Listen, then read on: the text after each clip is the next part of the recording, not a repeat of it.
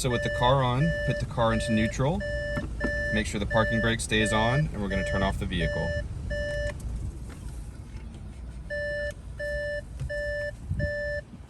So the next step is going to be using a panel tool to remove the AC control panel, but before we remove anything like usual, we're going to put down a blanket to protect our work area. So once we have our work area protected, we're going to use our panel tool, and we're going to pry this away, starting on the passenger side, gently working in, pulling it out. Once it pops out, we're going to slowly work our way over towards the driver's side.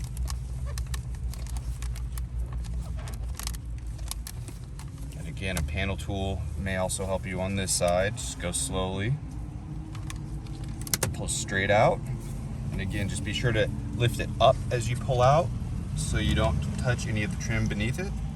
There's going to be 2 wiring harnesses, and we're going to go ahead and disconnect those. So to release these clips, you're just going to pull up on the red part, and you can push down on the black tab underneath. Next, now that we've removed the AC controls, we're going to remove this 8mm bolt centered underneath the Audi multimedia system. So again, it's an 8mm bolt.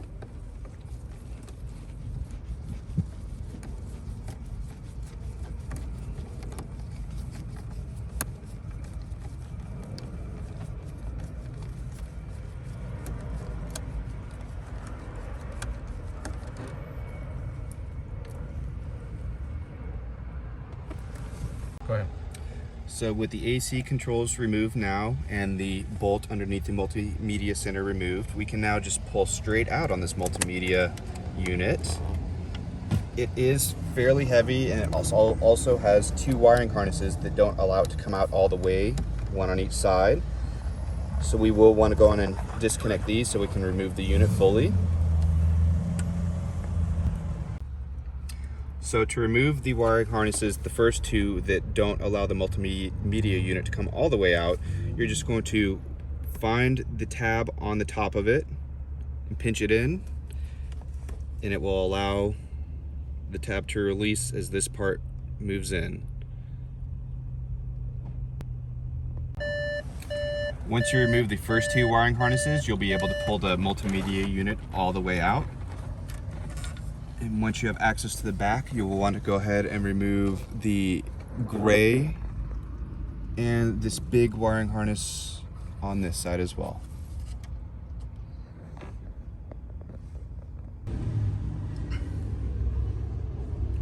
The next step is to remove the glove box, starting with the 2 bolts in the footwell.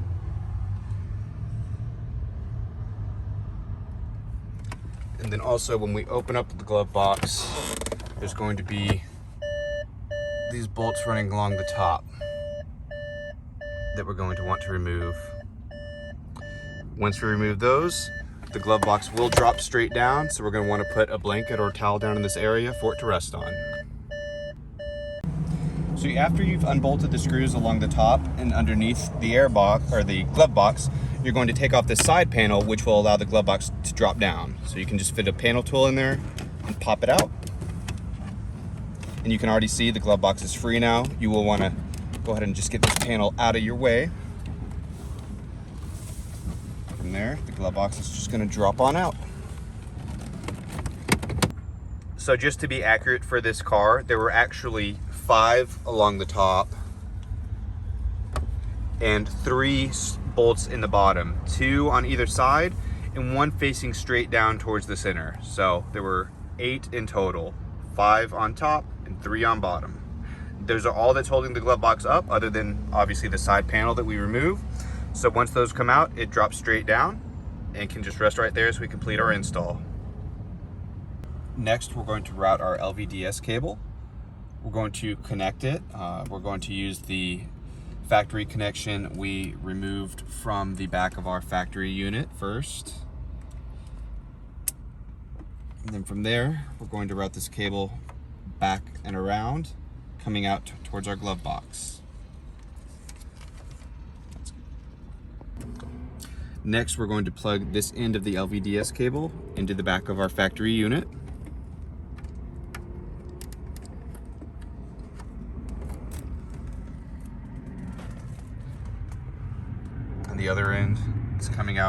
and our footwell, and can be attached to the back of our unit.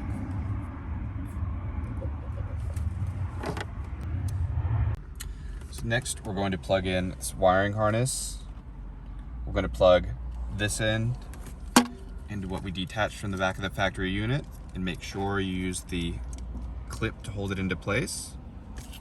Same thing, we're going to plug this side now into the back of the factory unit where we unplugged the other one. Same thing, we're going to use this clip to hold it into place.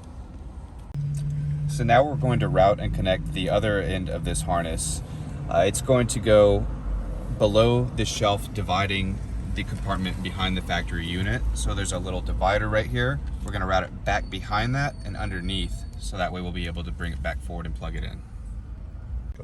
Once you have the harness routed underneath to the lower compartment, we're going to plug it in to the unit we unplugged from the back of our AC controls.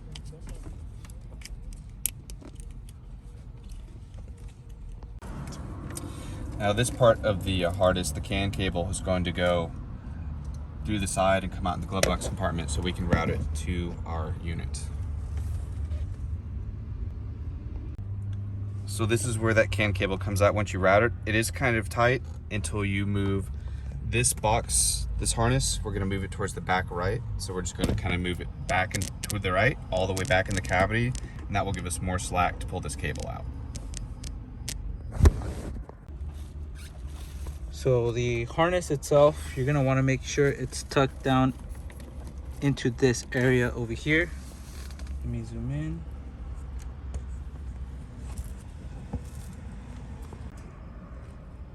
That harness, you're gonna wanna tuck it underneath into that area over here. So it's out of the way, so when we push the radio in, it won't affect the radio going back into it. And the rest of it, tuck it underneath this plastic shelf. Tuck it under, so it's also not in the way of the radio going back into it. So next we're going to splice our two ground wires and connect them. Ground to ground. Good. So next we're going to plug our cable with the ground wire into the back of the unit, into the USB video port.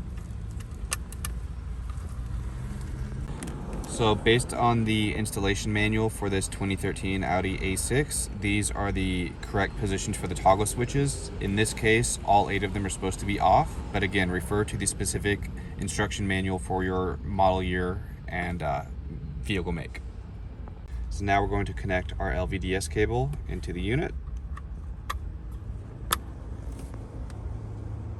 So now we're going to connect our RF cable. Obviously this blue connector goes into the unit. This other end is our antenna, and there's actually room for it if we go up behind this panel. Right back here on the other side of this is a perfect, nice, flat, smooth area to mount it. So again, we're just going to take this antenna, tuck it right back here, and then plug the other end into our unit. Then we're going to connect the CAN power cable to the back of the unit.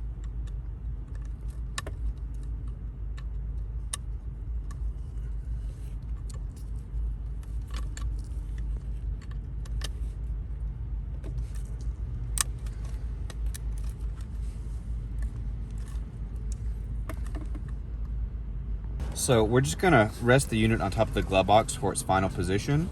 We are going to put some foam tape on top of it. So as you can see, we've applied the foam tape to the top of the unit.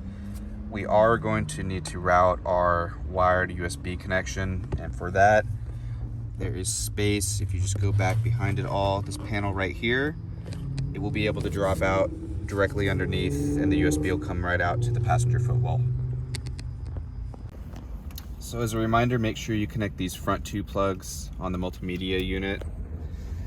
And then from there, once you have the multimedia unit fully connected, we're gonna go on and plug in these other 2 wire harnesses into the back of our AC control unit. And once everything is plugged in, we'll be ready for testing. So another thing before testing, we wanna make sure that we attach the ADMI connection in, so our unit will read that there is an active connection.